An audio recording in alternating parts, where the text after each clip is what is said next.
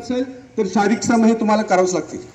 आजकाल काय झालं की प्रत्येक घरामध्ये एकुलता एक मुलगा असतो, एकुलती एक मुलगी असते, खूप लाडात वारलेले असतात, त्यांना काम करायची सवय नसते, लाज वाटते। त्यांच्यासाठी सुद्धा सांगतो, तुम्हाला काम करायचं नसेल नका करू, परंतु तुम्हाला कोविड सारख्या महामारीपासून स्वतःचा बचाव करायचा असेल, स्वतःला निरोगी ठेवायचं असेल तर तुम्हाला सकाळी लवकर उठलं पाहिजे, जॉगिंग करा, रनिंग करा, स्विमिंग करा, सायकलिंग करा, योगासने करा, प्राणायाम करा, व्यायाम करा, मैदानी खेळ खेळा, ज्यातून दिवसातून एकदा तरी शरीरातून घाम निघता येईल एवढे शारीरिक श्रम आपले प्रत्येकात झाले पाहिजे, रोज झाले पाहिजे। या पद्धतीने आपल्याला शारीरिक क्षमता विकसित करायची। दुसरी गोष्ट, मानसिकदृष्ट्या सक्षम होणे आपल्या मनावरती, आपल्या इंद्रियांवरती ताबा असला पाहिजे आणि सर्वात महत्वाची गोष्ट आपल्या विकारांवरती ताबा असला पाहिजे। विकार कोणते थोडक्यात सांगतो, काम, कामना, इच्छा, क्रोध, लोभ, मोह, मत्सर, द्वेष, आळस, नैराश्य, उदासी यांना मनातून हद्दपार करा।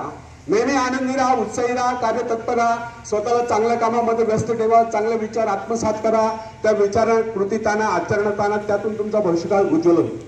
मित्रांनो, एक गोष्ट लक्षात ठेवा, ईश्वराने आपल्या सर्वांना उदंड आयुष्य दिलेलं आहे, पण त्या संपूर्ण आयुष्यातला फक्त एकच क्षण आपल्या हातात आहे।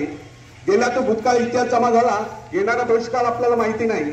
हा वर्तमानातला प्रत्येक क्षण तुम्ही कसा जगतात, कसा विचार करतात, त्या विचाराला कसं कृतीत आणतात, आचरणात आणतात, त्यावर तुमचा भविष्यकाळ अवलंबून आहे। म्हणून सांगणं एवढंच आहे की नेहमी वर्तमानात जगा आणि वर्तमानातला प्रत्येक क्षण चांगले विचार आत्मसात करा, त्या विचारांना कृतीत आचरणात आणा, त्यातून तुमचा भविष्यकाळ उज्ज्वल होईल। तिसरी गोष्ट, बौद्धिकदृष्ट्या सक्षम होण्यासाठीच आपण सर्व बालपणापासून शिक्षण घेत आहात। मग हे शिक्षण घेत असताना विवेकानंदांनी सांगितल्याप्रमाणे ज्यावेळेस वर्गात शिक्षक शिकवत असतील त्यावेळेस विवेकानंदांनी सांगितल्याप्रमाणे आपल्या मनामध्ये एका वेळेस एकच विचार चालू असला पाहिजे। शिक्षक काय शिकवतात, काय समजून सांगतात ते एकाग्र चित्ताने समजून घेतलं पाहिजे। एकाग्र चित्ततेचा वेगळा अर्थ नाही, एकाग्र चित्तता याचा अर्थ एका वेळेस मनामध्ये एकाच कामाविषयी विचार चालू असणे।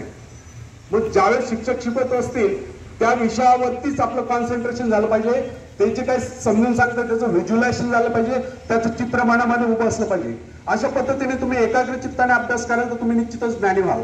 कारण विवेकानंदांनी सांगितलेलं आहे, ज्ञानी माणसाचा सर्वात महत्वाचा गुण म्हणजे तो एकाग्र चित्त असतो। त्यामुळे एकाग्र चित्ताने तुम्ही एखादं पुस्तक वाचत असाल तर त्यावेळेस जे वाक्य वाचतात त्या वाक्याचा अर्थ तुमच्या मनामध्ये शिरला पाहिजे, तो समजला पाहिजे, तरच ते वाक्य वाचलं जात आहे। अशा पद्धतीने तुम्ही एकाग्र चित्ताने अभ्यास करा। प्रत्येक आई वडिलांचं स्वप्न असतं की आपल्यापेक्षा आपल्या मुलांचं जीवनमान उंचावं आणि त्यासाठी आई वडिलांचे स्वप्न असतात, ते स्वप्न साकार करणं, त्यासाठी आपण त्यांच्या आदेशाचं पालन करणं हे आपलं आद्य कर्तव्य आहे। आपले आई वडील असो, गुरुजन असो, हे आपल्या उज्ज्वल भवितव्यासाठीच आपल्याला रागवतात, फटकारतात, वेळप्रसंगी मार देतात, त्या गोष्टीचं वाईट वाटून न घेता त्यांच्या आदेशाचं पालन करणं हे आपलं सर्वांचं आद्य कर्तव्य आहे। तर नवीन वर्षाचा हा संकल्प तुम्ही करा, चांगला अभ्यास करा, आपल्या आई वडिलांचे, गुरुजनांचे स्वप्न साकार करा, आपल्या शाळेचं, आपल्या गावाचं नाव उज्ज्वल करा, हीच शुभेच्छा या नववर्ष दिनी मी देतो।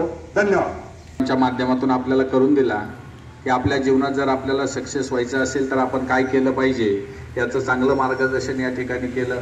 सर, तुम्ही इथं आलात आणि आमच्या विद्यार्थ्यांना मार्गदर्शन केलं, त्याबद्दल आमच्या विद्यालय परिवाराकडून तुम्हाला देखील नवीन वर्षाच्या हार्दिक हार्दिक शुभेच्छा। धन्यवाद सर। एक